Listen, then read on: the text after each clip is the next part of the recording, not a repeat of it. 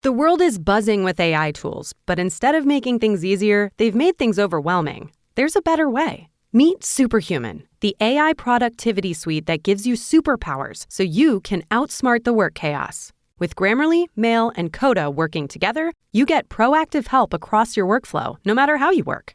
Experience AI that meets you right where you are. Unleash your superhuman potential today. Learn more at superhuman.com/podcast. That's superhuman.com/podcast. Hey there, it's Wayfair here, where delivery and setup are as easy as a few taps on your phone. You're relaxing in an old hammock, scrolling Wayfair's app, when you spot it, a brand new patio set. Next thing you know, Wayfair delivers it right to your patio and sets it up. Oh, you need a new grill too? All right, Wayfair's got you covered. With Wayfair's Room of Choice delivery and fast expert setup on qualifying orders, life gets a little easier. Visit wayfair.com or the Wayfair app. Wayfair, every style, every home.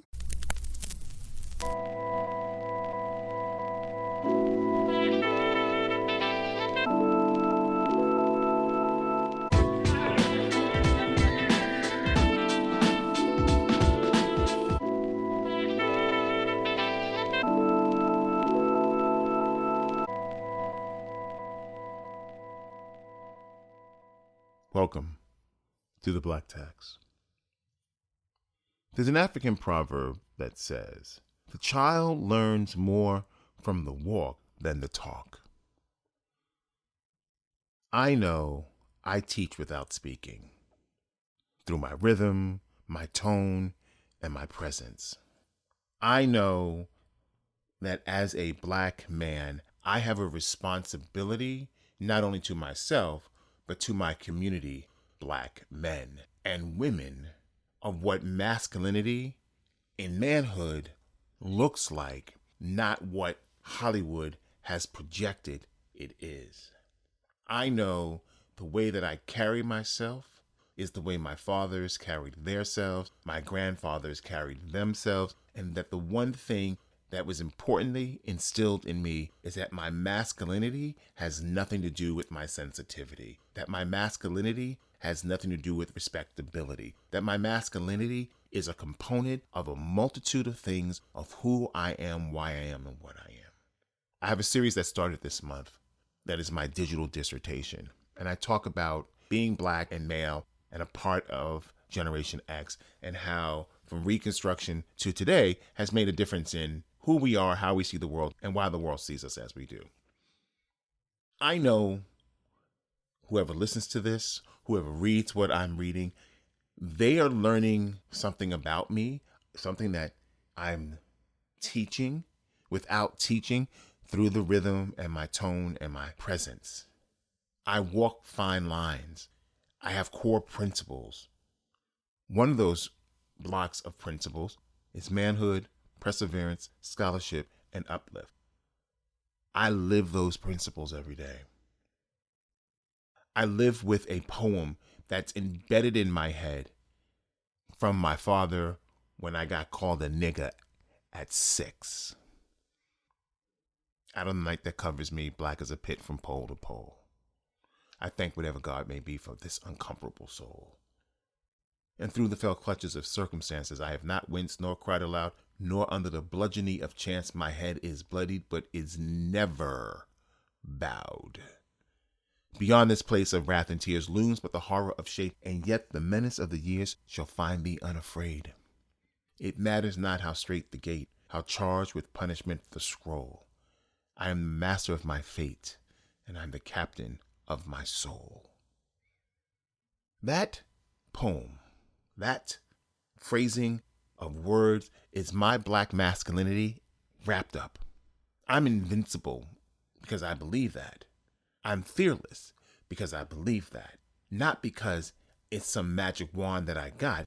It's because the way I was taught without speaking.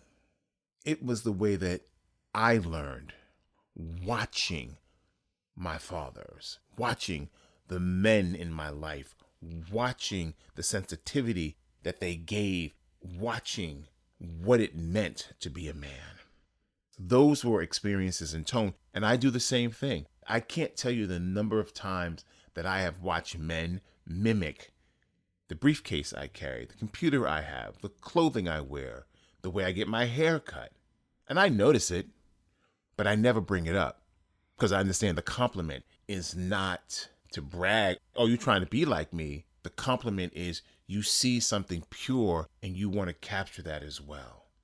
Sometimes the greatest compliments go unsaid because it's the action of the other person who is mimicking who you are.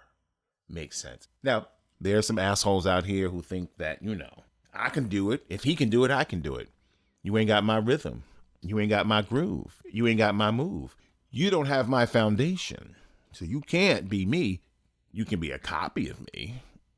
Mimeograph copy, that is. Looks the same, a little smudgy around the words, but, it is what it is. Every day you wake up and go out into the world, you teach somebody you don't even know or someone you do know without saying a word. The way you respond, the way you look, the way you move through life. Your presence says so much.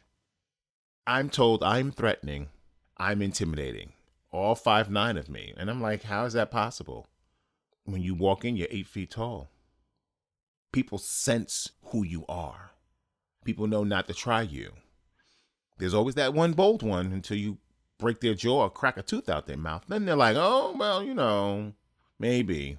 Or I had an incident in LA and somebody was ready to fight. And somebody I know from New York jumped in the middle and was like, no, you don't want this. Let's go. And he's like, fuck that. I'm going to whip his ass. I'm going to beat the fuck out of him. Nope, you're not. Oh, you taking up for him? Nope, I'm trying to protect you. That motherfucker got a temper that is not good. And he has learned how to control it, how to walk away from things, because he understands. See, presence punks fear. Presence punks people tones. Presence punks people's rhythm when they faking the funk. You always are a teacher. As Black people, we teach. Subtleties, style, rhythm, movement. We share information. Nah, B, don't go there. Go to this one. This one's going to give you a better deal. Nah, fuck them people who are trying to make money on the Black community. Go support this sister. It may cost $1 or $2 more, but you know what? You're going to get the quality that you need. She's going to make sure you're happy because she knows your happiness brings her more customers. We have to teach without speaking if we want the narrative to be changed. And that you notice the narrative is changing because the grip that white people used to have, they no longer have. Because Gen X, we ain't taking that shit. We know y'all are some dumb fucks. I know, oh my God, the dumbest professionals that I've ever had the displeasure of working with. And they get away with a lot of shit until I bring receipts. Then it's like, oh, it's a personal attack. No, you're just a dumb motherfucker. Because I teach without speaking. I'm going to show you how to get it done. I'm going to prove to you I can get it done. Because my rhythm won't let me fail. My presence is threatening and intimidating. And my tone keeps it real. I don't care if you're man, woman, child. You teach. You educate. You move in a rhythm that people want to mimic.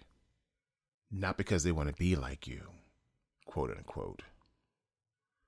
But they like the vibe that you give off. They like the response that you get. But that's ancestral. That's freedom. And when you give freedom to people, it changes the environment.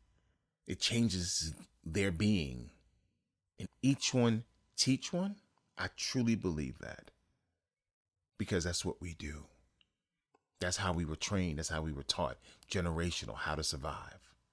That's in each one teach one. Now, some people will take the advice. Some people won't take the advice. And that's okay. And some people will take the advice and run off without any thanks. And that's okay too. Because ultimately, you taught something. And they taught you something without speaking. They taught you that they're takers, not sharers. Their rhythm and their tone and their presence proved to you they were pieces of shit. So you have to learn to distinguish those things.